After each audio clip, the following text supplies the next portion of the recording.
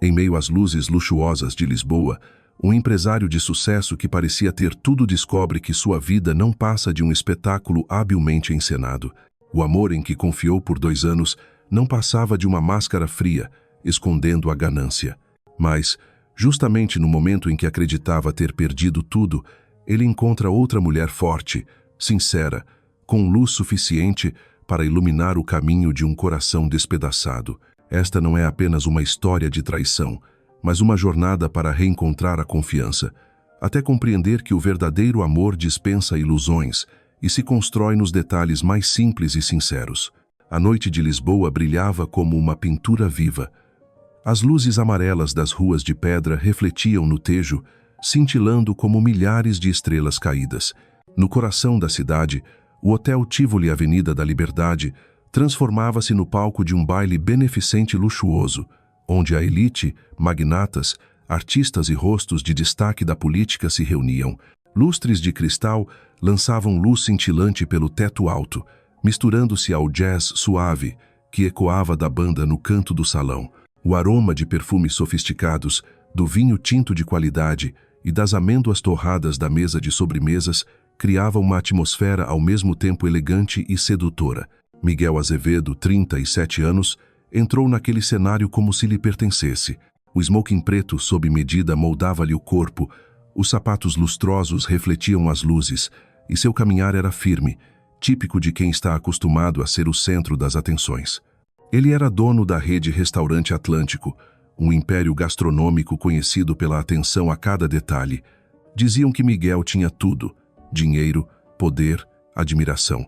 Mas por trás da máscara do sucesso havia um vazio gelado que ninguém conhecia. Uma parte dele havia morrido com a mãe e a mulher que fora seu refúgio levada por uma doença implacável. E foi esse vazio que o ensinou a se manter ereto, a sorrir com maestria e a manter seu coração distante de quem pudesse tocá-lo. Ele ergueu a taça de vinho, cruzando grupos de convidados, trocando apertos de mão e sorrisos elegantes. Tudo familiar, quase um ritual. Mas, quando se preparava para deixar a mesa de sobremesas em busca de um canto silencioso, seu olhar se deteve numa silhueta. Ela estava ali, ao lado da mesa coberta com toalha branca, onde os pastéis de nata dourados exalavam aroma. Entre dezenas de mulheres deslumbrantes em vestidos de gala cintilantes, ela não era a mais bem vestida nem a mais maquiada, mas havia algo nela que não permitia desviar o olhar. O vestido azul marinho moldava-lhe a figura esguia, com um corte delicado que revelava ombros nus de maneira elegante, sem exageros. Os cabelos castanhos escuros caíam em ondas suaves sobre os ombros, como se ainda guardassem o vento do mar. E mais que tudo, havia o sorriso. Não um sorriso social de festa, mas um sorriso com um leve constrangimento, uma timidez discreta, como se ela não pertencesse totalmente àquele mundo, mas ainda assim tentasse estar presente com uma graça natural. Miguel percebeu-se olhando mais do que deveria. Tossiu baixo e se aproximou, perguntando-se por que um olhar desconhecido despertava nele uma emoção tão difusa. Boa noite. Sua voz era grave, calorosa, educada o suficiente para iniciar uma conversa, mas também próxima o bastante para quebrar a distância. Ela se virou. Seus olhos castanhos brilharam sob a luz com uma força delicada, ao mesmo tempo firme e vulnerável. Boa noite, senhor. A voz dela era leve, mas firme, transmitindo a impressão de alguém acostumada às dificuldades, mas que ainda guardava um orgulho próprio. Em poucas frases, Miguel soube seu nome: Beatriz Duarte.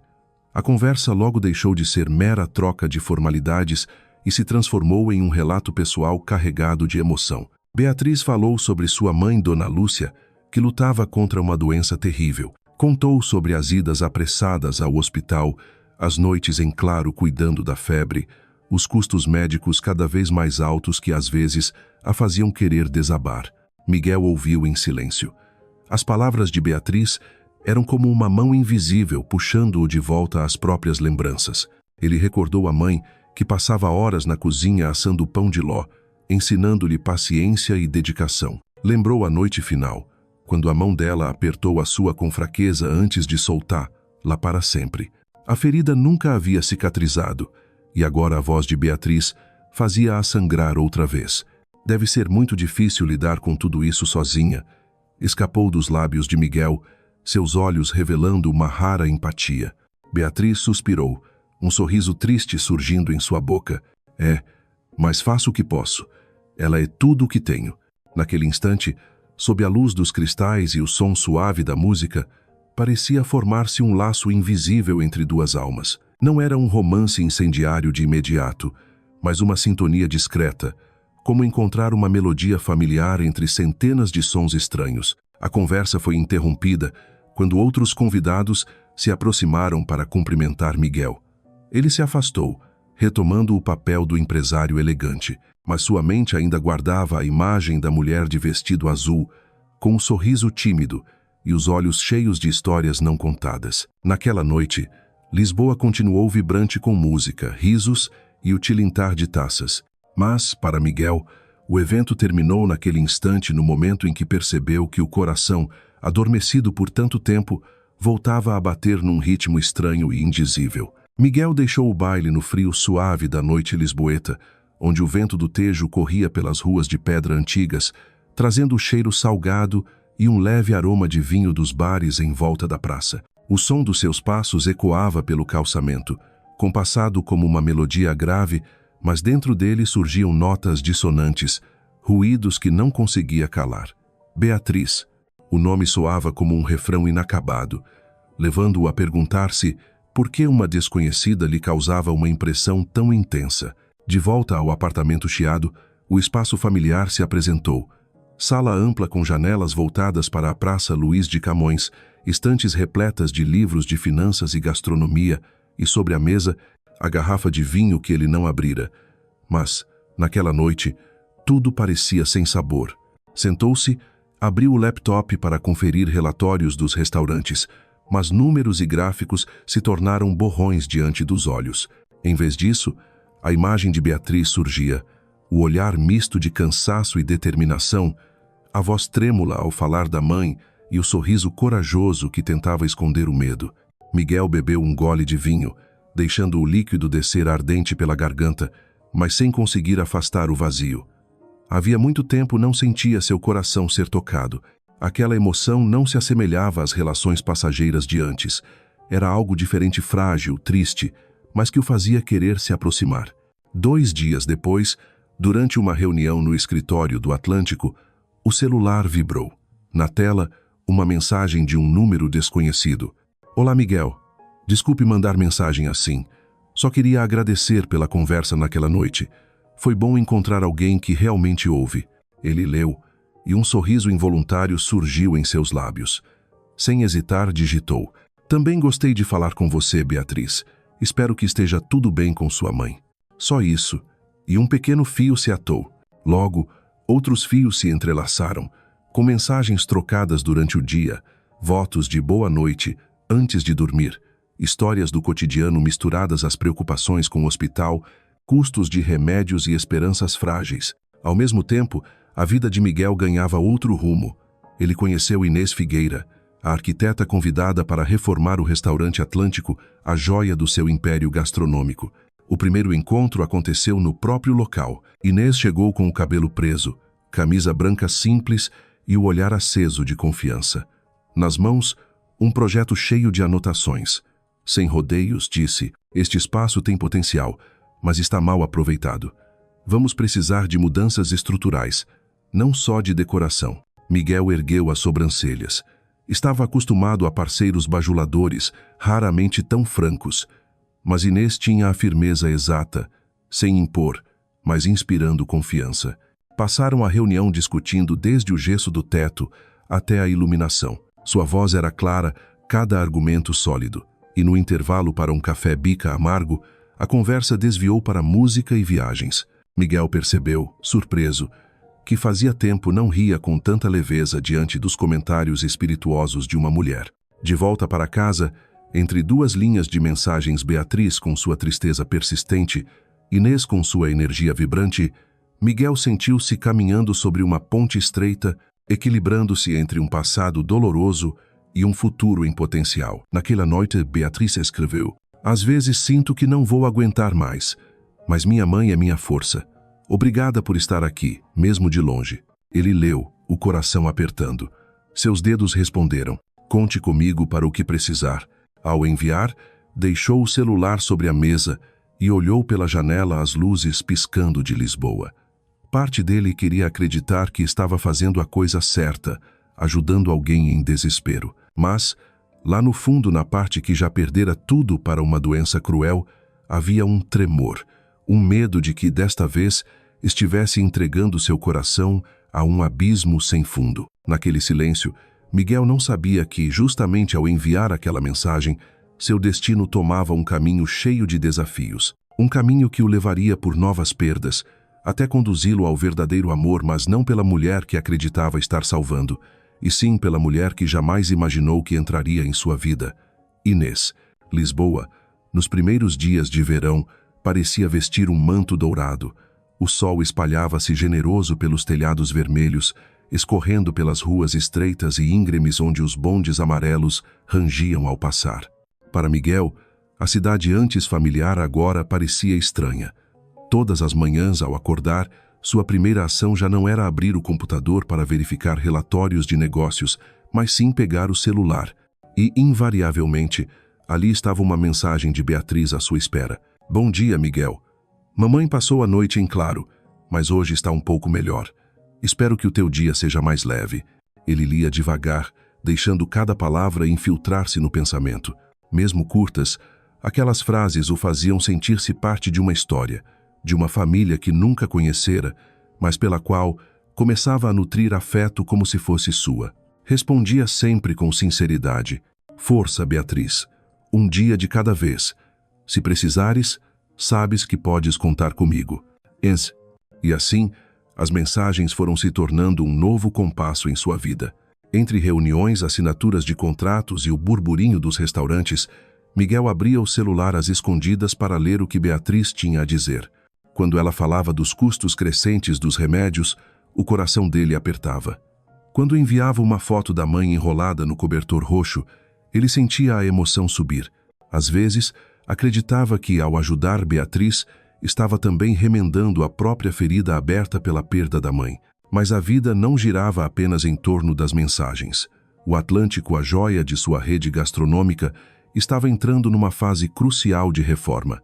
Miguel queria transformar o espaço em um destino não apenas renomado em Lisboa, mas de prestígio internacional. Para isso, precisava de alguém com visão ousada. Essa pessoa surgiu. Inês Figueira. O primeiro encontro no restaurante ainda lhe era vívido na memória. Inês entrou com confiança, de jeans escuros, camisa larga e cabelo preso na nuca. Nada de vestidos brilhantes, nada de sorrisos ensaiados, apenas um olhar firme, como se já enxergasse a planta inteira antes mesmo de desenhar. Lá, Senhor Azevedo, obrigada pela confiança. Mas se me permite ser direta, disse após alguns minutos de observação, não adianta gastar com detalhes luxuosos se a base não estiver sólida.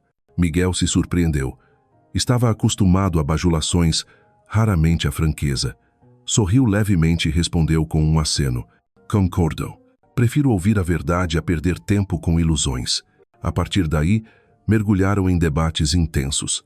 Inês abria enormes plantas sobre a mesa de madeira, o lápis deslizando rápido para rascunhar ideias ousadas, ampliar janelas para deixar a luz natural invadir, reorganizar o bar para criar fluxo, trocar excessos decorativos por uma simplicidade sofisticada. Miguel escutava com atenção, ora contrapondo, ora apenas observando como os olhos dela brilhavam cada vez que defendia um ponto. Entre discussões técnicas, havia momentos de leveza inesperada. Certa vez, enquanto observavam da varanda o movimento da Avenida da Liberdade, Miguel perguntou: qual é o teu lugar favorito em Lisboa? Inês respondeu sem hesitar: Alfama, ao entardecer. As ruas estreitas, o cheiro de sardinha assada e sempre alguém cantando fado numa esquina. É o coração da cidade. Miguel riu. Já passara por Alfama muitas vezes, mas ao ouvir a descrição de Inês, pareceu-lhe um mundo novo. O jeito como ela falava, simples e vívido, revelava uma Lisboa que ele nunca havia realmente vivido, apenas atravessado. Enquanto isso, Beatriz seguia como um fundo constante. Mensagens a qualquer hora, Manhã, tarde, noite. Às vezes apenas uma linha. Hoje foi pesado demais. Outras vezes longos desabafos sobre receitas médicas, contas e frágeis esperanças. Miguel respondia sempre, escutava sempre e às vezes transferia dinheiro. Nunca calculava quanto. Bastava saber que, ao ajudar, aquecia seu coração. Mas entre as duas mulheres, Beatriz e Inês, Miguel começou a perceber uma diferença sutil. Com Beatriz, sentia-se protetor, carregando a dor dela nos ombros. Com Inês, sentia-se em pé de igualdade, provocado, retirado da zona de conforto. Numa noite, ao deixar a obra, Miguel parou à beira do Tejo. A água refletia o luar, o vento trazia o sal. Pegou o celular e percorreu os dois nomes na tela, Beatriz e Inês. De um lado, uma sequência infinita de mensagens marcadas por lágrimas. Do outro, poucas linhas afiadas. Às vezes só uma foto da obra com a legenda. Imagina isso daqui a 3 meses. Suspirou. O coração, como um barco pequeno, balançava, de um lado, puxado pelo peso do passado, de outro, atraído por uma claridade ainda indefinida. Naquele instante percebeu. Sua vida começava uma nova dança, onde 2 ritmos opostos se entrelaçavam dor e esperança, ilusão adocicada e verdade nua. E ele, Miguel Azevedo, teria de escolher com quem dançaria até o fim da música. Os dias passaram. Lisboa entrou na estação das tardes mais longas, quando o sol demora a se pôr, deixando um dourado suave sobre os telhados, como se fosse tinta fresca. Nesse tempo, a vida de Miguel se transformou numa partitura inusitada. Manhãs abertas pelas mensagens de Beatriz, noites encerradas com encontros ao lado de Inês no Atlântico. Beatriz escrevia longos relatos, detalhando cada tosse da mãe, cada nova receita, cada conta que atirava o sono. Miguel lia com o coração apertado, dividido entre compaixão e dor. Cada vez que ela agradecia, as palavras tremidas como lágrimas, ele se sentia essencial, quase indispensável em sua vida.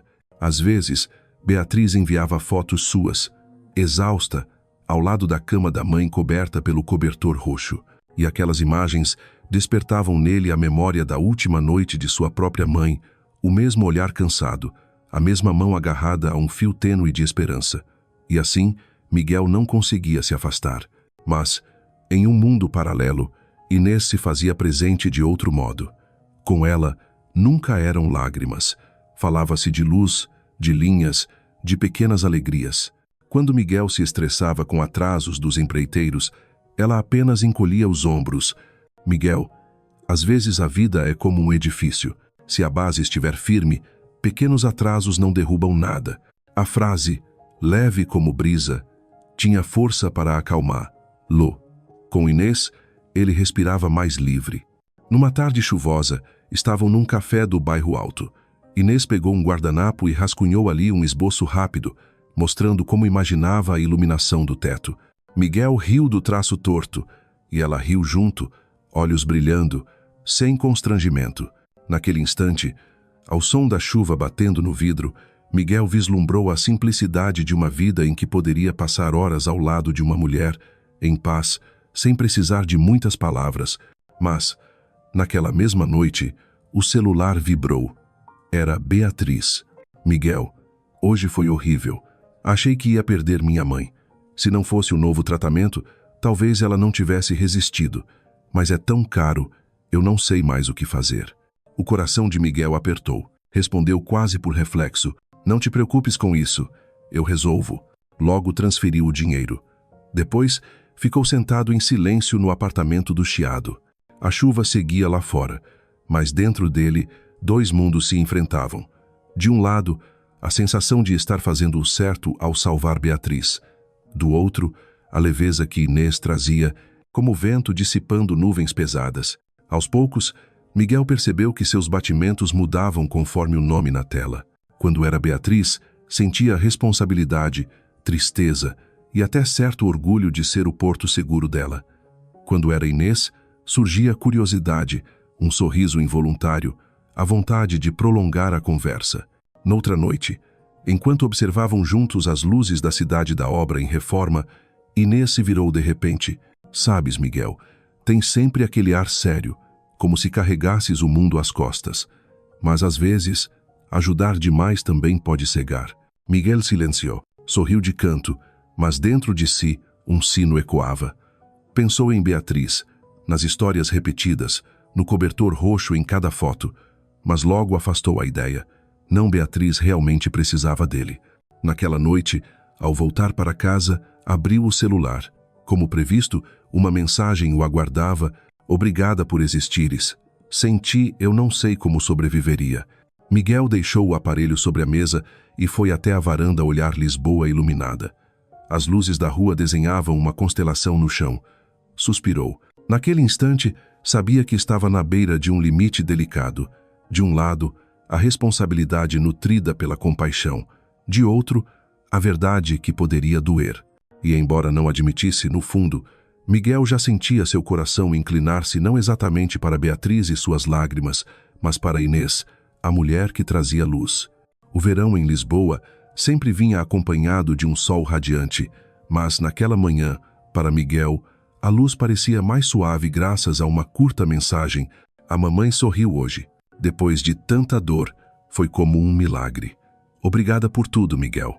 Ele releu várias vezes, deixando cada palavra penetrar no coração.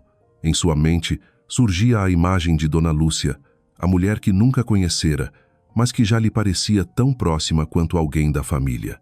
Imaginava-a sentada numa poltrona antiga, com o cobertor roxo sobre as pernas, o olhar frágil e, ao mesmo tempo, resiliente.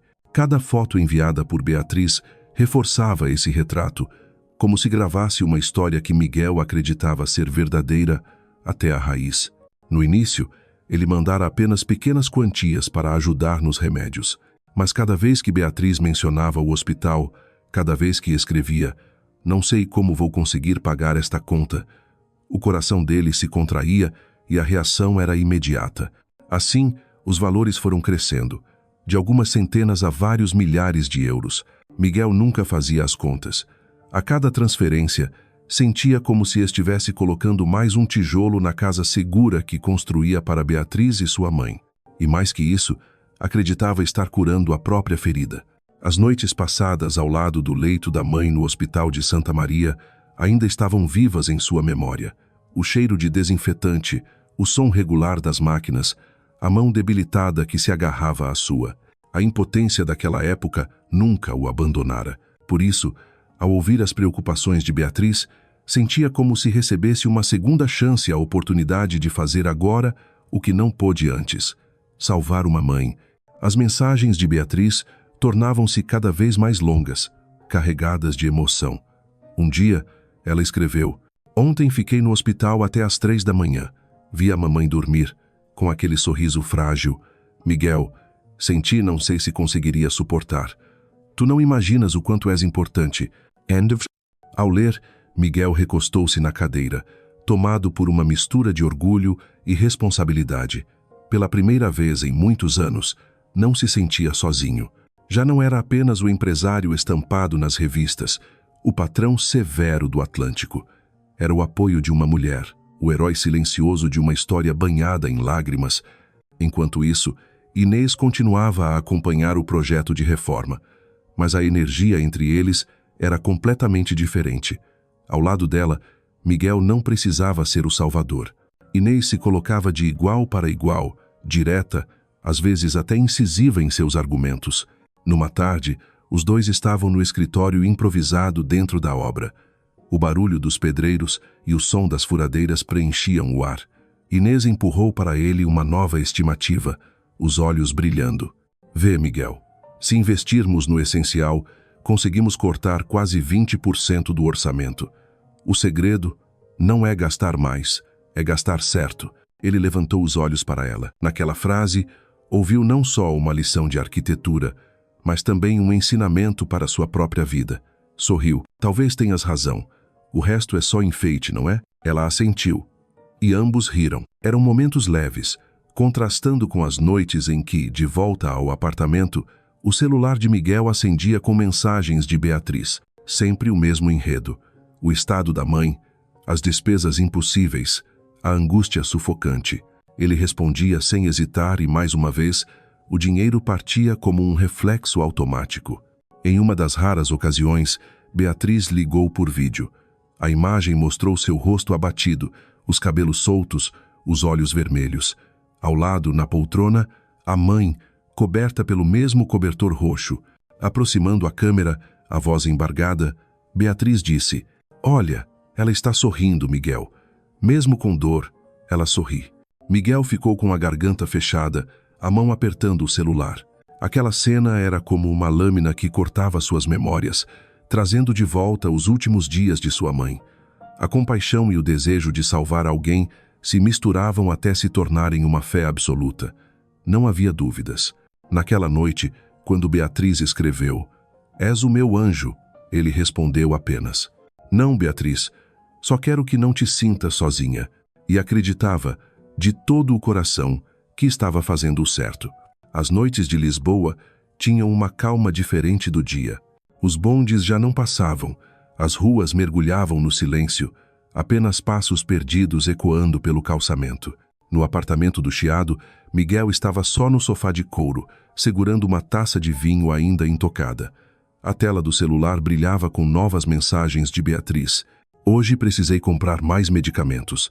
A conta foi absurda, mas a mamãe está mais calma graças a ti. Sem a tua ajuda, não sei o que seria de nós. Inder." Miguel pousou a taça, abriu o aplicativo bancário e transferiu outra quantia. O gesto tornara-se rotina, tão natural quanto respirar. A cada envio, sentia-se arrancando alguém do abismo. Não havia espaço para desconfiança ou cálculo. Para ele, números não tinham valor se não servissem para dar vida. Nesses dias, Beatriz tornara-se indispensável, mesmo sem se verem com frequência. Sua presença vinha nas mensagens incessantes, nas chamadas inesperadas, nas fotos repetitivas do mesmo quarto, a poltrona marrom, o relógio antigo na parede, o cobertor roxo, sempre iguais, mas Miguel não percebia nada de estranho. Pelo contrário, via nelas a prova da perseverança, da resistência silenciosa de mãe e filha. Cada vez mais, acreditava que o destino colocara Beatriz em sua vida como uma chance de redenção. Lembrava-se das madrugadas em Santa Maria, quando só podia segurar a mão da mãe e rezar. Agora, ao menos podia agir, pagar remédios, quitar contas, oferecer alívio. Para Miguel, Beatriz era símbolo de esperança. E Dona Lúcia, a figura que substituía a mãe perdida. Enquanto se afundava nesse vínculo, seus dias ainda se dividiam com Inês. Ela representava o contraponto, firme, clara, realista, a ponto de desestabilizá-lo. Uma tarde, no meio da obra empoeirada, ela levantou os olhos do projeto e comentou: "Miguel, sabes qual é o maior erro dos clientes? Achar que tudo se resolve com dinheiro." Ele se surpreendeu e baixou. "Achas que isso vale também fora da arquitetura?" Inês deu de ombros, sorrindo marota. "Talvez. Na vida também." Era uma frase simples, até brincalhona, mas em Miguel ecoou como alerta. Estaria tentando encobrir sua velha impotência com dinheiro. Ainda pensava nisso quando o celular vibrou. Beatriz. A urgência da mensagem levou embora qualquer reflexão. Numa noite, a voz dela veio embargada pela linha. "Miguel, hoje pensei que ia perdê-la. Chorei tanto, mas depois lembrei que tu estavas aí. Tu me dás força."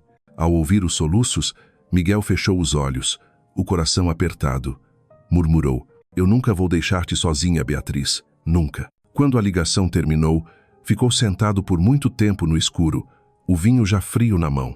Ali, teve certeza, encontrara um novo sentido para sua vida. Não nos relatórios de lucros, nem nos bailes luxuosos, mas em ser o amparo de uma mulher frágil, lutando para manter a mãe viva. E foi nessa convicção, tão intensa, que deixou de notar as pequenas rachaduras. As fotos repetidas, os detalhes imutáveis, as desculpas constantes para não receber sua visita, tudo ficava encoberto pela fé que alimentava. Para Miguel, Beatriz era real, Dona Lúcia era real, e sua ajuda, o único caminho para sustentar o sentido da existência. Na noite cintilante de Lisboa, ele ficou à janela, contemplando a praça iluminada de dourado. Suspirou, não mais de solidão, mas com a sensação de pertencer a uma história maior que si mesmo. Uma história em que acreditava e acreditava até o fim.